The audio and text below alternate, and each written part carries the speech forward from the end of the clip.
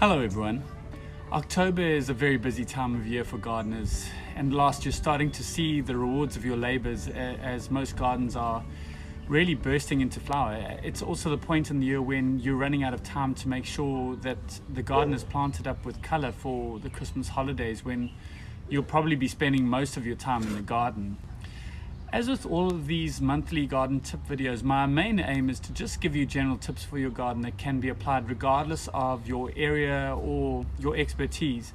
So with that in mind, in this video I'm going to run through how to get the best from your lawn, what insects to keep an eye out for, what plants are looking best now, and as well as some simple advice to keep your roses looking good over the next few months.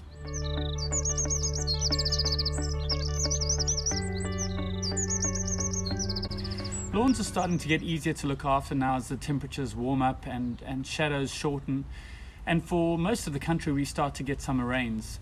If you haven't top dressed yet, now's the time to do it. The grass is starting to grow vigorously, so it'll recover quickly if you do any major work to it, like filling in holes or leveling out bumps left behind by moles or soil erosion.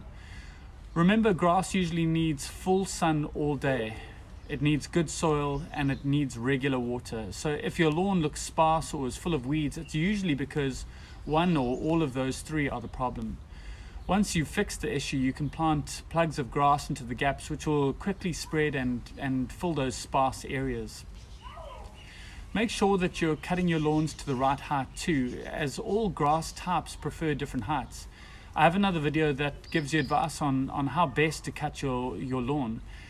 I've also noticed an increase in the amount of tropical chickweed coming up in gardens everywhere. So be on the lookout for this terrible and terribly interesting invasive weed. There's also a link to a video above that addresses this and what to do about it.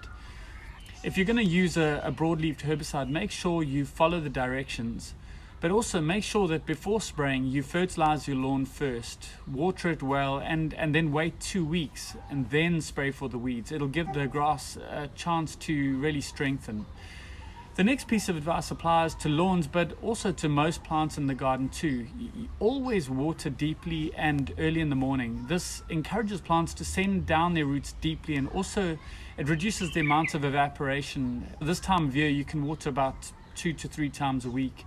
Any more than that and you'll be encouraging fungal growth or diseases and even weeds.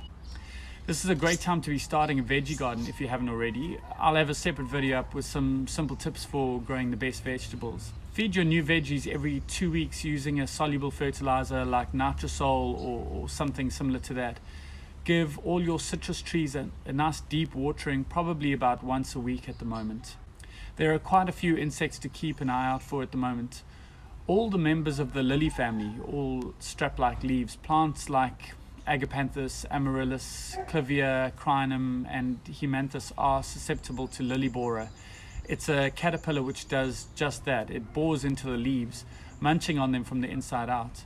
They can be spotted inside or underneath the leaves, and they usually have black and yellow stripes. And just cut off the leaves that have them inside, or cut the actual lily borers in half or squash them. Also watch out for insects like aphids or mealybugs and whitefly on soft new growth. These can often be wiped off by hand, but if you're going to use an insecticide, try and use something that's a bit more environmentally sensitive, like neem oil, or even make your own insecticide or insect repellent. Be careful when using soaps to get rid of things like mealybug. It does work. Basically it breaks down the outside protective covering and thereby killing them off, but you just don't want too much soap in your soil. The phosphates in most soaps will actually inhibit the uptake of other nutrients. Those same plants from the lily family are often bulbs, and they'll be producing long stalks with flowers on the end around about now. And if necessary, you might want to stake them if they're starting to get a bit too tall and are threatening to fall over. Feeding these along with all your flowering perennials and annuals is important now. Again, use something like nitrosol or any other good soluble fertilizer about every 2 weeks. The last of your flowering stalks of all your winter flowering aloes can be cut off now. If you can spot any babies that might be popping up underneath, you might want to gather them up and move them to another part of your garden. Weeds are coming up everywhere, and especially in paving now. You can check out the lockdown pet-friendly weed killer video for directions on how to make your own. Towards the end of October, you should give your roses another light prune, probably about 1/3 of the foliage, to encourage them to keep flowering and growing well. Use a good rose compost to mulch around the base of your roses, and use a good fertilizer for roses. Ludwig's have a great rose fertilizer formulation. You should be watering about 3 deep soakings a week right now. Look for any water shoots that are springing up from below the graft and cut them off. Almost all flowering roses are made up of 2 separate plants, a plant with strong roots but lousy flowers, and grafted onto the top of that a slightly weaker plant with beautiful flowers.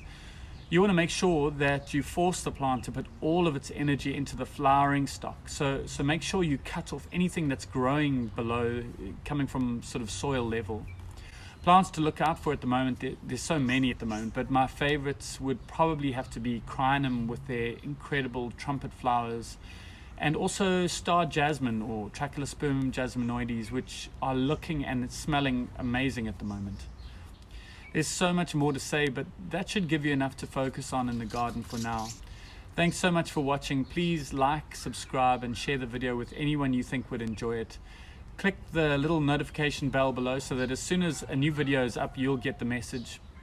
Otherwise, happy gardening.